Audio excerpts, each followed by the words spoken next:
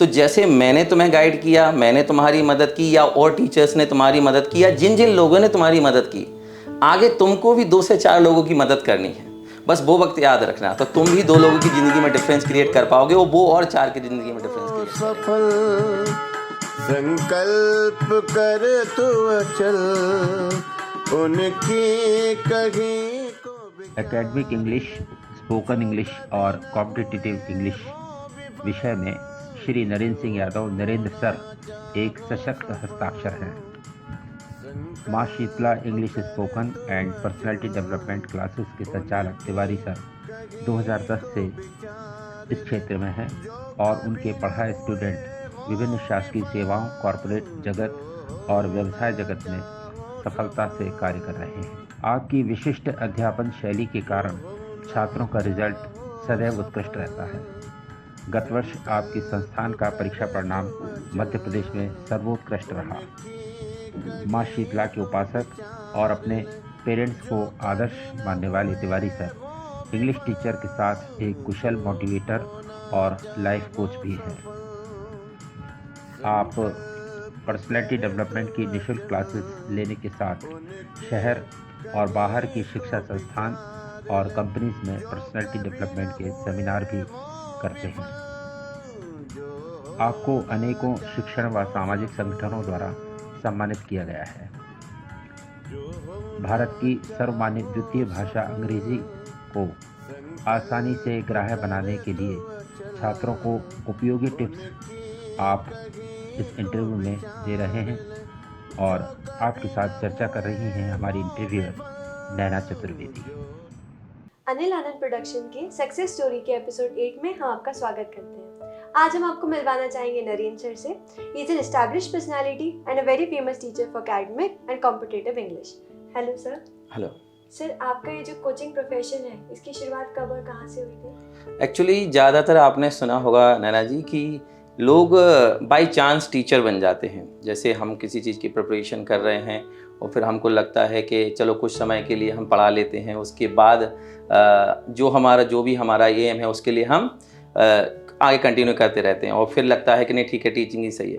But मैं by choice teacher हूँ। मैंने टीचिंग प्रोफेशन को खुद से चुना है। मैं MBA हूँ ह्यूमन रिसोर्स मैनेजमेंट में। उस करने के बाद मुझे शुरुआत से ही लगता था कि मैं चीज़ों को ज़्यादा अच्छे से एक्सप्लेन कर सकता हूँ। और जब मैं कॉलेज में था तो मेरे फ्रेंड भी ऐसा बोला करते थे कि मैं कई बार अपने फ्रेंड्स को भी चीज़ें एक्सप्लेन कर देता था। तो फिर मुझे लगा कि क्यों नहीं पढ़ाया जाए। देखिए क्या होता है कि शिक्षा ही एक ऐसा माध्यम है जिससे व्यक्ति अपनी ज़िंदगी को बदल सकता है। ना केवल अपनी ज़िंदगी को बदल सकता है बल्कि अपने चारों ओर की ज़िंदगी की लोगों की ज़िंदगियों को भी बदल सकता है, डिफरेंस क्रिएट कर सकता है। अब क्या होता है, बहुत सारे ऐसे बच्चे हैं जिनमें टैलेंट है, जो कुछ करना चाहते हैं, लेकिन कई बार फीस के वजह से या किसी और रीज़न की वजह से वो नहीं अचीव कर पाते जो उन्हें करना चाहिए। तो मुझे लगा कि अगर मैं इसे एज प्रोफेशन अपनाता हूँ तो ना केवल मैं अपने लिए कुछ कर पाऊँगा बल्कि जो बच्चे मेरे पास आएंगे, अगर कोई उतना नहीं उस लायक नहीं है, कमज़ोर है, फीस पे नहीं कर पा रहा है या फिर उतना मोटिवेटेड नहीं है, उसको पता ही नहीं है कि क्या करना चाहिए, कहाँ जाना चाहिए, आफ्टर 12 क्या करना चाहिए, तो वो सारी चीज़ें मैं उसे बता पाऊँगा। और उस वजह से ना केवल मैं उसकी ज़िंदगी बदल पाऊँगा, उसके फैमिली की ज़िंदगी बदल पाऊँगा। अगर मैं 100 बच्चों को पढ़ाता हूँ तो अगर दो बच्चे भी उसमें से उस लक्ष्य को पा लेते हैं जो वो पाना चाहते हैं, तो वो ना केवल अपनी ज़िंदगी बदलेंगे, पेरेंट्स की ज़िंदगी बदल देंगे और फिर आगे। जैसे मेरा एक स्टूडेंट था, वो अक्सर मुझसे एडवाइस लेता रहता था, मुझे अपना एज टीचर एज मेंटोर भी मानता था, तो अक्सर मेरे पास आता था। और उसके बाद फिर उसका IIT में सिलेक्शन हो गया, तो उसने मुझसे पूछा कि सर अब मैं क्या कर सकता हूँ। तो मैंने कहा कि तुम बस वो समय मत भूलना जब तुमने शुरुआत करी थी। तो जैसे मैंने तुम्हें गाइड किया, मैंने तुम्हारी मदद की, या और टीचर्स ने तुम्हारी मदद की, या जिन जिन लोगों ने तुम्हारी मदद की, आगे तुमको भी 2 से 4 लोगों की मदद करनी है। बस वो वक्त याद रखना, तो तुम भी 2 लोगों की ज़िंदगी में डिफरेंस क्रिएट कर पाओगे, वो और 4 की ज़िंदगी में डिफरेंस क्रिएट करेंगे। तो ये मैंने 2010 में स्टार्ट किया था और उस शुरुआत तो बस ऐसे ही थी, एक बच्चे से ही स्टार्ट किया था मैंने। और उसके बाद धीरे धीरे लोग मिलने लगे, बच्चे आने लगे, बहुत सारे टीचर्स का भी सहयोग मिला। और ख़ासकर एक बात और मैं यहाँ बताना चाहूँगा, मेरे लैंडलॉर्ड हैं श्री प्रेम कुमार दीक्षित जी। जब मैंने पढ़ाना स्टार्ट किया तो उनके मकान में मैंने स्टार्ट किया था, आज भी मैं वहीं पढ़ा रहा हूँ। तो उन्होंने मुझे बहुत गाइड किया, एज मेंटोर्स बताया, और जो चीज़ें उन्होंने बताई, एक्चुअली वो वरिष्ठ पुलिस अधीक्षक से रिटायर्ड हैं, तो उन्होंने बहुत सारी चीज़ें मुझे दुनिया के बारे में बताई और गाइड किया, और बस इस तरीके से 2010 से ये सफ़र चल पड़ा और आज भी चल रहा है, और उम्मीद है शीतला माता की कृपा से आगे भी चलता रहेगा। 13 लॉन्ग इयर्स ऑफ टीचिंग। बिल्कुल बिल्कुल बिल्कुल 13 साल हो गए हैं, और अभी तो कहते हैं ना सफ़र जारी है। Sir why do you think कि इंग्लिश जो कोचिंग है वो एसेंशियल है स्टूडेंट्स के लिए? देखिए, इंग्लिश नैना जी, इंग्लिश क्या एक सब्जेक्ट नहीं है, एक लैंग्वेज है, मीडियम ऑफ कम्युनिकेशन है। आपको कितनी भी नॉलेज हो, लेकिन जब आपको उसको एक्सप्रेस करने की ज़रूरत पड़ेगी, then you need medium of communication. तो आपको ज़रूरत पड़ेगी एक माध्यम की। और आज के ज़माने में अगर हम बात करें, अपने देश की ही बात करें, तो इंग्लिश एक सेकंड लैंग्वेज है, और अगर हम कॉर्पोरेट में देखें तो वो तो फर्स्ट लैंग्वेज है। तो बिना इंग्लिश की नॉलेज के आप कहीं भी, आपको नॉलेज तो है लेकिन उसे उतने अच्छे से एक्सप्रेस नहीं कर पाएंगे। दूसरा क्या है, एक और सोच भी बनी है कि भाई अगर आप अच्छी इंग्लिश है तो आप थोड़ा सा कॉन्फिडेंट फील करते हैं, तो आप किसी भी क्षेत्र में जाएं, इससे फ़र्क नहीं पड़ता कि अपना करियर आप इंजीनियरिंग में बनाना चाहते हैं, मेडिकल में बनाना चाहते हैं, या यूपीएससी देके एडमिनिस्ट्रेशन में जाना चाहते हैं, या कोई भी स्टेट का जॉब करना चाहते हैं, बट आपको इंग्लिश की नॉलेज होनी चाहिए, सो दैट जब भी ज़रूरत पड़े आप अपने विचारों को बहुत अच्छे से रख सकें। और जब आप अपने विचारों को अच्छे तरह से रख पाएंगे, तभी आप किसी भी फील्ड में हो, तभी आप वहाँ पर सक्सीड हो पाएंगे, सक्सेस अचीव कर पाएंगे। क्योंकि क्या होता है कि सब कुछ बोलना ही है, आपके थॉट्स ही हैं, आपके विचार ही हैं जो लोगों को इन्फ्लुएंस करते हैं, है ना। तो नॉलेज के साथ आपको मीडियम ऑफ कम्युनिकेशन भी होना चाहिए, इसलिए इंग्लिश बहुत ज़्यादा ज़रूरी है। सर पुरानी जो कोचिंग्स थी और आज की जो कोचिंग्स हैं, आपको क्या लगता है उसमें क्या डिफरेंस होता है? देखिए, कोचिंग तो हमेशा से ही एक ही पैटर्न पे रही है। अगर हम कहें, वो एक कहावत है, गुरु बिन ज्ञान भेद बिन चोरी, और ज़्यादा नहीं तो थोड़ी थोड़ी, के गुरु के बिना ज्ञान तो होता नहीं है। सो प्राचीन काल से ही हम देखें गुरुकुल सिस्टम था, और उसके बाद आज थोड़ा सा टेक्नोलॉजिकल चीज़ें बदल गई हैं, एडवांसमेंट हो गया है, तो आजकल ऑनलाइन क्लासेस भी होती हैं। तो टीचर्स जो हैं वो एक वाइड ऑडियंस को एड्रेस कर पाते हैं। दूर दराज जो बच्चे बैठे हुए हैं और वो नई क्लास अटेंड कर पा रहे हैं ऑफलाइन, तो वो ऑनलाइन क्लासेस अटेंड कर सकते हैं। तो इसके अलावा हम ऑनलाइन नोट्स प्रोवाइड करा देते हैं, यूट्यूब वीडियोस वगैरह प्रोवाइड करा देते हैं। तो इससे स्टूडेंट को बहुत हेल्प मिल जाती है। अगर वो डायरेक्टली सीधा जाके टीचर के कांटेक्ट में नहीं है, ऑफलाइन नहीं अटेंड कर पा रहा, तो ये चीज़ें बदली हैं। बाकी टीचर का रवैया तो वही है। टीचर हमेशा से कहते हैं ना कि टीचर और पेरेंट्स दो लोग ऐसे हैं दुनिया में जो आपकी सफलता में खुश होते हैं, विद्यार्थी की सफलता में खुश होते हैं। क्योंकि टीचर की सफलता और विद्यार्थी की सफलता एक दूसरे की पूरक है। जब विद्यार्थी सफल होगा तो उसके टीचर का नाम होगा, और टीचर सफल है तो विद्यार्थी। वो कहते हैं ना, चाणक्य को लोग जानते हैं क्योंकि चंद्रगुप्त जैसा विद्यार्थी मिला, और चंद्रगुप्त जैसे महान सम्राट इस देश को मिला वो केवल चाणक्य जैसे गुरु के वजह से है। तो गुरु और शिष्य एक दूसरे की पूरक होते हैं। तो इसीलिए कोचिंग्स का पैटर्न तो वही है, बस थोड़ा सा एडवांसमेंट हो गया है, और उसको लोगों को अपनाना भी चाहिए। सर बहुत अच्छा लगा आपने जो हिंदू माइथोलॉजी को या जो हिंदू हिस्ट्री है उसको भी आपने इंक्लूड किया अपने पूरे हमारे क्वेश्चन के आंसर में। सर आपको क्या लगता है कि जो इंग्लिश स्टूडेंट्स हैं जो इंग्लिश फाउंडेशन है कॉम्पिटिटिव वगैरह कर रहे हैं, उनको फ्यूचर के में क्या क्या ऑप्शंस, कैरियर ऑप्शंस उनके लिए ओपन? उनके पास सारे करियर ऑप्शंस हैं। जैसे कि अभी मैंने पहले भी बताया कि इंग्लिश जो है वो मीडियम ऑफ कम्युनिकेशन है। आप कोई भी करियर ऑप्ट करें, आपको इंग्लिश की ज़रूरत तो पड़ेगी ही बिगिनिंग से ही। ज़्यादातर बुक्स भी इंग्लिश मीडियम में होती हैं। अगर आप जाके कॉम्पिटिटिव एग्जाम की तैयारी करते हैं तो अच्छे ऑथर्स की बुक्स भी इंग्लिश में हैं, ठीक है। आप ज़्यादा देखिए, वैसे हिंदी माध्यम से भी बच्चे यूपीएससी में अच्छा करते हैं, बट इंग्लिश मीडियम से ज़्यादा लोगों की तादाद ज़्यादा होती है। सो आपको कोशिश करनी चाहिए कि हिंदी बिल्कुल हमारी मातृभाषा है, हमें उसको सम्मान देना चाहिए, सीखना चाहिए, और कोशिश करनी चाहिए कि हम हिंदी को एनकरेज करें। बट बिना इंग्लिश के आप इस गैप को फिल नहीं कर सकते। आप अगर देखें, इंडिया में अलग किसी और स्टेट में जाके आपकी जॉब लग जाती है। जैसे आप यूपीएससी सेलेक्ट होते हैं, आपको मद्रास कैडर मिल जाता है, चेन्नई वहाँ कैडर, तो वहाँ का लोकल लोगों की या तो आप लोकल लैंग्वेज जानें या फिर इंग्लिश। तो इंग्लिश किसी भी करियर पाथ पर आप जाएं, किसी भी क्षेत्र में जाएं, इंग्लिश तो मस्ट है, वो तो आपको सीखनी पड़ेगी। हाँ, कहीं भी। सर आप संडे को भी क्लासेस लेते हैं अपनी इंग्लिश की? हाँ, संडे को मैं क्लास लेता हूँ, बट वो इंग्लिश की नहीं होती हैं, वो होती हैं पर्सनैलिटी डेवलपमेंट की क्लासेस। एक्चुअली क्या होता है कि सफलता पाने के लिए दो चीज़ों की ज़रूरत होती है। पहली है नॉलेज, आपको नॉलेज होनी चाहिए जो कि एकेडमिक से आपको मिल जाती है। दूसरी है कि आपका व्यक्तित्व तो बहुत अच्छा होना चाहिए, आपकी जो पर्सनालिटी है वो बहुत अच्छी होनी चाहिए। जब भी आप किसी से इंटरेक्ट करें, जब भी आप किसी से मिलें, तो वो व्यक्ति आपको भूले नहीं। तो इसलिए संडे को मैं सारे स्टूडेंट्स के लिए, चाहे वो एकेडमिक के हों, चाहे वो कॉम्पिटिटिव बैच के हों, चाहे फिर वो स्पोकन बैच के हों, मैं सबके लिए पर्सनल डेवलपमेंट की क्लास रखता हूं, जिसमें उनको अलग अलग टॉपिक्स पर क्लास होती हैं। जैसे हमारी फर्स्ट क्लास होती है हाउ टू इन्फ्लुएंस पीपल, लोगों को कैसे प्रभावित करें, क्योंकि एक्चुअल में we have to work with people, हमें लोगों के साथ काम करना है, तो उन्हें इंप्रेस करना। अगर आपसे सभी इंप्रेस रहते हैं, सभी खुश रहते हैं, तो ऑब्वियस है आपकी तरक्की के दरवाजे खुल जाते हैं। दूसरा एक क्लास रहता है कि घंटों की पढ़ाई मिनटों में कैसे करें, तो मैं बच्चों को बताता हूं कि कम समय में ज़्यादा कैसे पढ़ाएं। क्योंकि आजकल क्या है कि जैसे आप किसी भी कॉम्पिटिटिव एग्जाम की तैयारी करें तो अंडर द सन जो भी है सब कुछ पूछा जा सकता है, खासकर यूपीएससी जैसे बड़े एग्जाम्स में। तो मैं उनको बताता हूं कि कम समय में ज़्यादा कैसे पढ़ें। स्ट्रेस मैनेजमेंट पर, जैसे कि हम सभी जानते हैं कि स्ट्रेस तो आजकल का एक बहुत ही हॉट टॉपिक है। हर बच्चा जो उससे कहीं ना डील कर ही रहा है, बच्चा क्या बड़े भी। तो स्ट्रेस मैनेजमेंट पर क्लास होती है, उसको कैसे डील करें। मैं बताता हूं बच्चों को कि अपना गोल कैसे सेट करें, क्योंकि मैं केवल टीचिंग नहीं, करियर काउंसलिंग भी करता हूं बच्चों की। और देखिए क्या होता है कि सही एनर्जी को अगर सही दिशा में लगाया जाए तो फिर उसके जो परिणाम होते हैं वो दूरगामी होते हैं और चमत्कारी होते हैं। लेकिन वही एनर्जी कहीं और लग जाती है, सही दिशा ना मिल पाए। तो इसलिए संडे को जो क्लास रखी जाती है उसमें बच्चों को बताया जाता है कि एक अच्छे व्यक्तित्व का धनी कैसे बने और कैसे लाइफ में आगे प्रोग्रेस करें। तो सर ये जो आपकी संडे की क्लासेस होती हैं, आप इनके लिए अलग से चार्ज करते हो? नहीं, इसके लिए मैं कोई चार्ज नहीं करता, ये सब उसी में है, जो मैं फीस लेता हूँ उसी में है। ये तो मैं कॉम्प्लीमेंट्री बच्चों को देता हूँ, क्योंकि मेरा मानना है कि पढ़ाई और ज़िंदगी जीना दो अलग अलग चीज़ें हैं। जैसे मैं आपको एक छोटा सा एग्जांपल दूँ, वैसे होता क्या, सपोज़ करिए कि दो लोग हैं और बराबर इंटेलिजेंट हैं, दोनों बराबर कॉम्पिटेंट हैं, और कह सकते हैं एक थोड़ा कम कॉम्पिटेंट भी है, और एक ही ऑफिस में काम करते हैं। अब जब उनका बॉस आता है तो उनमें से जो कम कॉम्पिटेंट है, जो उतना ज़्यादा इंटेलिजेंट नहीं, वो तो खड़ा होकर उसको विश करता है, गुड मॉर्निंग सर, और दूसरा बैठा रहता है। अब ऐसा चलता रहता है। अब जब प्रमोशन की बारी आएगी तो हमेशा इमीडिएट बॉस से पूछा जाता है, जो आपके ऊपर बॉस काम कर रहा है उससे जरूर सलाह ली जाती है। जैसे गवर्नमेंट जॉब्स में CR लिखी जाती है, कॉन्फिडेंशियल रिपोर्ट, वो भी आपका जो इमीडिएट बॉस ही लिखता है।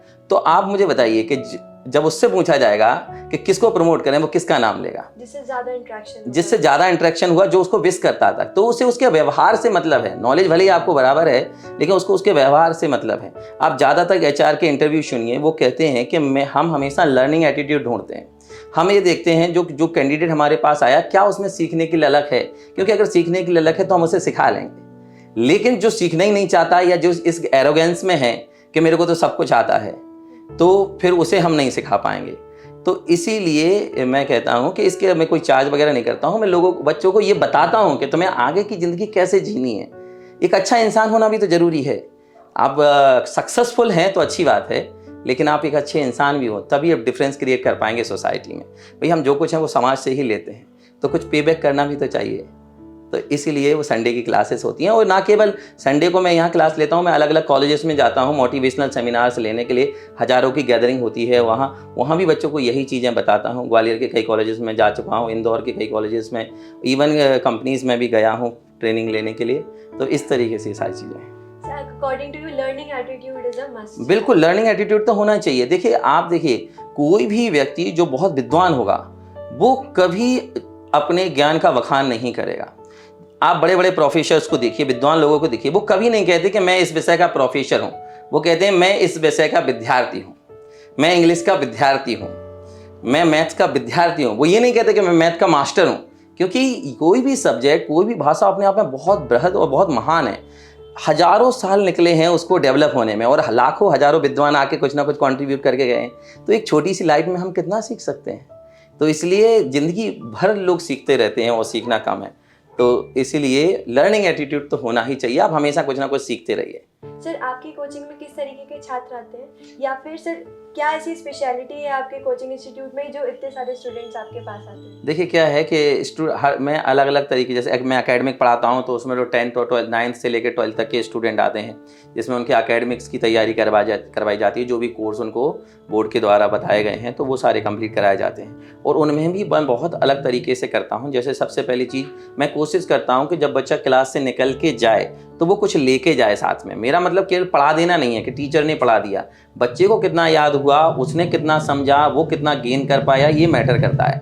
तो पहले तो मैं बच्चों पर ज़्यादा लोड देता नहीं हूँ, ज़्यादा उन पर करवाता नहीं हूँ। एक दिन में 1 क्वेश्चन, 2 क्वेश्चन, एक ग्रामर का रूल, जो कि वो साथ लेके जा सकें। जब वो वहाँ से जाएँ तो उनके मन में ये खुशी हो कि यार आज कुछ नया सीख के हम यहाँ से निकलते हैं। इसके अलावा मैं टेस्ट सीरीज़ रखता हूँ एकेडमिक्स के लिए, वो बिल्कुल उस पैटर्न पे होती हैं जो बोर्ड एग्जाम्स आते हैं। उसके लिए मैं प्रॉपर्ली उन्हें एग्जाम पेपर प्रोवाइड करवाता हूँ, जो जिस तरीके से बोर्ड में कॉपीज़ आती हैं वो कॉपीज़ प्रोवाइड कराता हूँ। उन्हें बताता हूँ कितना लिखना है, कब लिखना है, किस सेक्शन को पहले करना है। इससे क्या होता है कि हमेशा मेरा रिजल्ट पिछले 13 सालों में नंबर 1 रिजल्ट है ग्वालियर शहर में। वो पिछली बार तो हम लोग 2022 में पूरे मध्य प्रदेश में नंबर 1 रिजल्ट लेके आए हैं। 98 हाईएस्ट थे यहाँ से, उसके अलावा 97 और 940 स्टूडेंट थे 90 से ऊपर, जो कि मैथ और फिजिक्स केमिस्ट्री वगैरह की वाली क्लासेस में भी नहीं होते हैं जनरली, और इंग्लिश में तो होते ही नहीं हैं, क्योंकि लैंग्वेज में ऐसा माना जाता है कि नंबर कहीं ना कहीं काट लिए जाते हैं। तो बेस्ट रिजल्ट लेके आते हैं इसी वजह से। अब आते हैं स्पोकन पे। तो स्पोकन के लिए मैंने बहुत ही बेहतरीन तरीके से एक कोर्स डिज़ाइन किया है। मैं एक सरल भाषा में बोलूँ कि ये कोर्स नहीं है, एक सांचा है। इस सांचे से जो निकलेगा वो तो ढल के ही निकलेगा। तो इसमें क्या होता है, सबसे पहले मैं पूरा ग्रामर कंप्लीट करवाता हूँ। ग्रामर कंप्लीट होने के बाद फिर मैं बच्चों को ड्राफ्टिंग सिखाता हूँ। एक्चुअली क्या हो, चाहे हम हिंदी मीडियम से हो चाहे इंग्लिश मीडियम से, बट हमारा परिवेश ऐसा है कि हम हिंदी से ही घिरे हुए हैं। तो जनरली जो हमारे दिमाग में थॉट्स आते हैं वो हिंदी में ही आते हैं। हम कभी ना कभी हमेशा कुछ ना कुछ सोचते रहते हैं, 24 घंटे कुछ ना कुछ थॉट चलता रहता है। तो मैं उन्हें ड्राफ्टिंग करवाता हूँ। ड्राफ्टिंग में क्या, हिंदी में टॉपिक्स होते हैं अलग अलग, पहले इजी वन फिर डिफिकल्ट वन, और उनको ग्रामर का एप्लीकेशन करके जो वर्ड्स कराए गए उनको यूज़ करके इंग्लिश में ट्रांसलेट करना होता है। इससे क्या होता है कि उन्हें बहुत अच्छी से ड्राफ्टिंग आ जाती है। कोई भी थॉट उनके मन में हो उसे वो इंग्लिश में बदल पाते हैं। फिर मैं स्पीकिंग शुरू करवाता हूँ। तो उसमें पहले पब्लिक स्पीकिंग होता है, जिसमें बच्चे को जो टॉपिक ड्राफ्ट करवाए वही तैयार करके आने हैं, और जब वो 10 बार घर पे पढ़ेगा तब यहाँ एक बार बोल पाएगा स्टेज पे आके। तो 50 लोगों के सामने बोलने का डर निकल जाता है। जबान पर थोड़ी सी, टंग पर थोड़ी इंग्लिश आने लगती है, क्योंकि हमारी टंग जो है फैमिलियर नहीं है इंग्लिश वर्ड से। जब हम बार बार बोलेंगे तो फैमिलियर हो जाएगी। उसके बाद होता है हमारा एक्सटेम्पोर, जिसमें टॉपिक दिया जाता है और उस पर थॉट डेवलप करना सिखाया जाता है कि किसी भी टॉपिक पर थॉट जनरेट कैसे करें। ये आज से लेके आखिरी तक कॉम्पिटेटिव एग्जाम तक मदद करता है। जब आप यूपीएससी देते हैं तो आपको उसमें लिखने पड़ते हैं, एसेस लिखने पड़ते हैं। तो जितने अच्छी थॉट डेवलपिंग प्रोसेस आपकी होगी उतना अच्छे से आप कर पाएंगे। उसके बाद होता है जब क्वेश्चन एंड आंसर्स। देखिए, हम किसी से बात करें, किसी से भी कम्युनिकेट करें, या तो हम उससे कुछ पूछेंगे या फिर उससे कुछ बताएंगे, सवाल करेंगे या जवाब देंगे। अगर हम इंग्लिश में सवाल और जवाब करना सीख गए, किसी ने हमसे कुछ पूछा तो हम बता दें उसे इंग्लिश में, और किसी ने मुझसे कुछ पूछना है तो हम पूछ लें, तो जनरल कम्युनिकेशन बहुत अच्छा हो जाता है। फिर ग्रुप डिस्कशन करवाता हूँ, इंटरव्यूज़ करवाता हूँ, ग्रुप प्रेजेंटेशन करवाता हूँ। तो ये पूरा सिलेबस ऐसा है कि जो बच्चा आएगा वो करेगा, चाहे वो हिंदी मीडियम से हो, इंग्लिश मीडियम से हो, कितना भी कमज़ोर हो, वो यहाँ से सीख कर ही जाता है।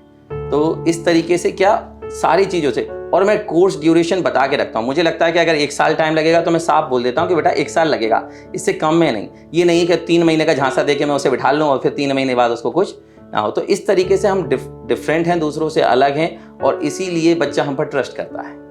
सर, बहुत सारी टेक्निक्स आपकी ऐसी हैं जो और कोचिंग हाँ, में नहीं देखने जैसे मैं हर वर्ड का मतलब सिखाता हूँ। मैं 10 वर्ड्स करवाऊंगा तो एक एक वर्ड का यूज़ बताऊंगा कि लाइफ में आप कहाँ यूज़ करते हो। देखिए, कोई भी 2 चीज़ें होती हैं, एक पढ़ना और एक सीखना। पढ़ते हम एग्जाम के लिए हैं और सीखते ज़िंदगी के लिए हैं। देखिए, आप कुछ भी पढ़ लीजिए, 4 दिन रिवाइज मत करिए, आप भूल जाएंगे। लेकिन आप साइकिल चलाना सीख गए, 10 साल मत चलाइए, क्या भूल जाएंगे? नहीं भूलेंगे। क्यों? क्योंकि आपने उसे लाइफ के लिए सीखा है। आप स्विमिंग सीख जाइए, कभी भूलेंगे? आप कभी नहीं भूलेंगे, क्योंकि हम हर व्यक्ति के 2 माइंड हैं, कॉन्शियस और सबकॉन्शियस। जब हम कोई चीज़ सीखते हैं तो कॉन्शियस माइंड काम करता है। जैसे आपने पहला दिन याद कीजिए, जब साइकिल सीखी होगी तो कहते हैं हैंडल पकड़ो और सामने देखो, हम पैडल की ओर देखने लग जाते हैं। लेकिन जब एक बार सीख जाते हैं तो दिमाग ऑटोमेटिकली इंस्ट्रक्शन देता है हमको, और हम कहीं से भी, ऐसे ही कार है, ऐसे ही हमारी बाइक है, तो ऐसे ही इंग्लिश है। मैं इंग्लिश को कॉन्शियस से सबकॉन्शियस माइंड में ला देता हूँ बच्चों के, और जो चीज़ सबकॉन्शियस माइंड में आ जाती है फिर उसे हम कभी नहीं भूलते। 1 ईयर 1 साल। वो मैं बच्चों से कह के रखता हूँ कि 1 साल में 1 साल लूँगा, लेकिन जब निकलोगे तो डिफरेंट पर्सन बन के निकलोगे। लेकिन ऐसा नहीं है कि आप 1 साल बाद ही सीखेंगे। हर दिन आपको लगेगा कि आपने कुछ सीखा। हर दिन आपको लगेगा कि जब मैं आया था और अब मैं कितना इम्प्रूव है, अब मैं एक नया व्यक्ति बन के निकल रहा हूँ यहाँ से। हर दिन कुछ ना कुछ यहाँ से सीख के जाता है बच्चा। तो ये चीज़ें दूसरों से अलग बनाती हैं, और इसीलिए पिछले 13 सालों से लगातार लीड कर रहे हैं। सर, आप अपने पेरेंट्स और अपनी फैमिली के बारे में हमको कुछ बताना चाहेंगे, और साथ ही आप हमको बताएंगे कि आपकी जो सक्सेस है इसका आप श्रेय किसको देते हैं? मेरे फादर एक किसान हैं और मेरी माताजी एक गृहिणी हैं, और मैं झांसी डिस्ट्रिक्ट में मेरा गांव है चिरगांव, शायद आपने सुना हो। श्री राष्ट्रकवि मैथिली शरण गुप्त जी वहीं से हैं, तो वहीं पास में मेरा गांव है। मेरे पेरेंट्स ने मुझे हमेशा सपोर्ट किया है। और मेरे फादर हमेशा से चाहते थे कि मैं पढ़ लिख के बहुत अच्छा इंसान बनूं। देखिए, सक्सेसफुल होना अलग चीज़ है, एक अच्छा इंसान होना भी एक डिफरेंट चीज़ है। तो जब मैं मुझे यहाँ ग्वालियर पढ़ने के लिए लेके आए तो मुझे कई बार मेरा मन नहीं लगता था, तो वो मेरे साथ 7-7, 8-8 दिन यहीं रहते थे। तो ये उनका संघर्ष हमेशा से रहा है। और मैं कहूँगा, कोई भी बोले, किसी की भी सफलता में उसके माँ बाप का संघर्ष तो निश्चित ही होगा। बिना उनके संघर्ष के तो आप सफल नहीं हो सकते। और मेरी माताजी भी मुझे हमेशा से मुझे सही सलाह देती हैं। मुझे कभी भी कोई भी काम करना हो, कोई भी डिसीजन लेना हो, मैं उनसे एक बार ज़रूर पूछता हूँ। तो वो बहुत, उनकी जो फोरसाइट है वो बहुत स्ट्रांग है, दूरदृष्टि बहुत अच्छी है। वो कोई भी चीज़ बताएंगी कि ऐसा करो बेटा, ऐसे चल के ऐसा होगा, तो वो सच ही निकलता है। तो वो जो भी वो कहती हैं, मैं वो बड़े ही पूरे मन से स्वीकार करता हूँ और मानता हूँ। और आज तक जो भी उन्होंने मुझसे कहा है उसमें मुझे फ़ायदा ही हुआ है, सफलता ही मिली है। और जैसा कि मैंने पहले भी कहा था कि पेरेंट्स और गुरु ही हैं जो बच्चे की सफलता में खुश होते हैं। बाकी तो कहीं ना कहीं से लोग जलने वाले भी होते हैं, दूसरे तरीके के भी होते हैं, बट पेरेंट्स ही हैं जो खुश होते हैं। दूसरा, मैंने शुरुआत में ही बताया था, मेरे अंकल हैं श्री प्रेम कुमार दीक्षित जी, उन्होंने भी मुझे बहुत सपोर्ट किया। जब मैं ग्वालियर आया, उनके ही मकान में मैं रहता था और कोचिंग भी पढ़ा रहा था, आज भी उन्हीं के मकान में पढ़ा रहा हूँ। तो उन्होंने मुझसे यहाँ तक बोल दिया था कि यहाँ तुम्हारा गार्जियन मैं हूँ। आंटी ने भी मुझे हमेशा सपोर्ट किया, दोनों लोगों ने, कि तुम्हारे गार्जियन हम हैं, तुम्हें कोई भी टेंशन हो, कोई भी परेशानी हो, हमें बताना। क्योंकि शुरुआत में बहुत सारी प्रॉब्लम्स आती हैं जब आप कोई काम शुरू करते हैं। तो इन चारों लोगों को, अपने माता पिता को और अंकल आंटी को, मैं अपनी सफलता का श्रेय देता हूं। क्योंकि मैं जब पीछे मुड़ के देखता हूं तो कहीं ना कहीं उनका सपोर्ट है। और मेरे सारे जो शिक्षकगण हैं, जो मेरे मित्र हैं, जो टीचर्स हैं, उन्होंने भी मुझे बहुत सपोर्ट किया। क्योंकि अकेले कोई भी आगे नहीं बढ़ सकता बिना किसी सपोर्ट के। तो जो मैथ्स के टीचर हैं, बायो के हैं, फिजिक्स, केमिस्ट्री, उन सबने भी मुझे बहुत सपोर्ट किया। सर, आप लोगों को मेंटोरिंग करते हैं, ये आपके मेंटोर हैं? हाँ, ये मेरे मेंटोर हैं, बिल्कुल। मैंने बताया कि मदर फादर तो हमेशा से मुझे बताते ही रहते हैं। और जो मेरे अंकल हैं प्रेम कुमार दीक्षित जी, वो भी, उन्होंने हमेशा मुझे सही दिशा दिखाई कि ऐसा करना है। क्योंकि शुरुआत में मेरे अंदर उतना पेशेंस नहीं रहता। बच्चों में आप सीधे कॉलेज पास आउट हैं और एकदम से आप पब्लिक डीलिंग में आ जाते हैं, पढ़ाने लग जाते हैं, तो उतना पेशेंस नहीं होता है, उतनी चीज़ें आप नहीं जानते हैं। तो वो कहते हैं ना कि आपको दूसरों से ही सीखना चाहिए। और बड़ों को अनुभव है, अगर आप उनका अनुभव लेके चलेंगे तो ऑब्वियस है आप वो गलतियां नहीं करेंगे। क्योंकि हमारे पास इतना समय नहीं है कि हम गलतियां करें और उनसे सीखें, फिर गलतियां करें और फिर सीखें। इसलिए हमें हमेशा अपने बड़ों की बात सुननी चाहिए। और जो वो बता रहे हैं, ऑब्वियस है वो उस दौर से गुजर चुके हैं जिस दौर में आप हो। तो उन्होंने जो चीज़ें देखी हैं, जो चैलेंजेस देखे हैं, अगर वो आपको बता रहे हैं तो आपको उनको सुनना चाहिए। और यही लोग मेरे मेंटोर हैं, क्योंकि मुझे आगे बढ़ने के लिए हमेशा प्रेरित करते रहते हैं। सर, आपका शेड्यूल काफ़ी बिजी रहता होगा, ऑफ कोर्स आप इतने सारे स्टूडेंट पढ़ाते हैं। तो सर, इस बिजी शेड्यूल में आप अपनी हॉबीज़ के लिए टाइम निकाल पाते हैं? और अपनी हॉबीज़ हमसे थोड़ा शेयर कीजिए। बिल्कुल, ये बहुत अच्छा क्वेश्चन है कि हॉबीज़ तो सभी के होते हैं, मेरा भी है। मैं बुक पढ़ना पसंद करता हूँ, मोटिवेशनल बुक्स भी पढ़ता हूँ और नॉर्मल शॉर्ट स्टोरीज़ वगैरह, ये बुक्स मुझे अच्छी लगती हैं पढ़ना, शुरुआत से ही, स्टूडेंट टाइम से ही। इसके अलावा मुझे टीवी देखना पसंद है। कभी फ्री होता हूँ तो मूवीज़ वगैरह या गाने सुनना थोड़ा सा मुझे अच्छा लगता है। अब रही बात टाइम की, तो मुझे बहुत पहले इस बात का रियलाइज़ हो गया था कि जिस काम को आप कर रहे हो, आप पहले उसमें मजा ले, उसमें इंटरेस्ट लेना सीखो। देखिए, क्योंकि आपको ज़्यादातर समय वही करना है। तो अगर आपको उसमें इंटरेस्ट आने लग गया तो मैं अपने काम को ही इंजॉय करता हूँ। मैं कभी उसे काम की तरह लेता ही नहीं हूँ। जब मैं पढ़ाने आता हूँ तो मुझे लगता है कि आज मैं कुछ नया दे के जाऊँगा बच्चों को। और इससे क्या होता है कि मेरा एक्साइटमेंट ज़्यादा होता है, मेरी खुशी ज़्यादा होती है और मुझे लगता है कि आज मैंने बहुत अच्छा डिलीवर किया। तो मैं इसी में खुश हो लेता हूँ और मुझे थकान नहीं होती है। बाकी घर पर जाके थोड़ा बहुत समय होता है तो शाम को टीवी देख लेते हैं, कोई मूवी चल रही है तो ऐसा कोई नहीं है कि यही देखना है। बट हाँ, मुझे हिस्टोरिकल ड्रामा बहुत पसंद है। जैसे कि मैंने आपको चाणक्य और चंद्रगुप्त के बारे में बताया, तो ये जो जितने भी हिस्टोरिकल ड्रामास हैं या मूवीज़ हैं, ये मुझे बहुत पसंद हैं। और अगर वो कहते हैं कि अगर ज़िंदगी में आपको कुछ सीखना है तो एक ही किताब पर्याप्त है, वो है रामचरितमानस।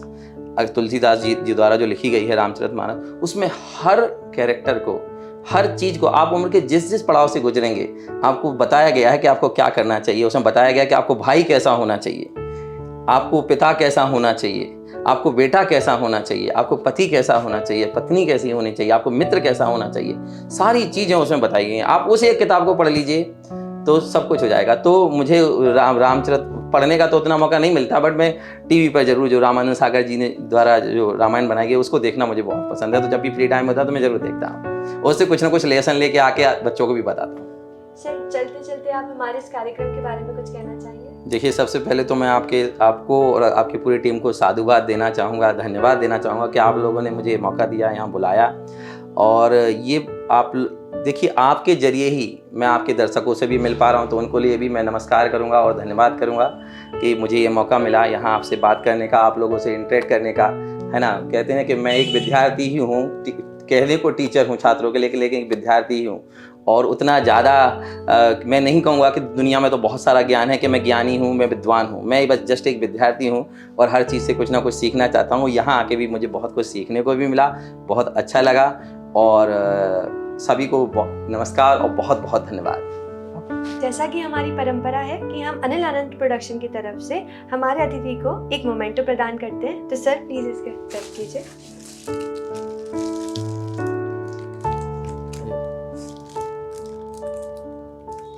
अगर आपको हमारा ये कार्यक्रम पसंद आया हो तो उसको लाइक कीजिए, कमेंट के माध्यम से अपने सुझाव भेजते रहिए और हमारे चैनल को सब्सक्राइब जरूर कीजिए। Thank you. होना चाहो सफल, संकल्प कर तू अचल, उनकी कहीं को विचार ले, जो कभी न हुए हो विफल। जो होना चाहो सफल, संकल्प कर तू अचल।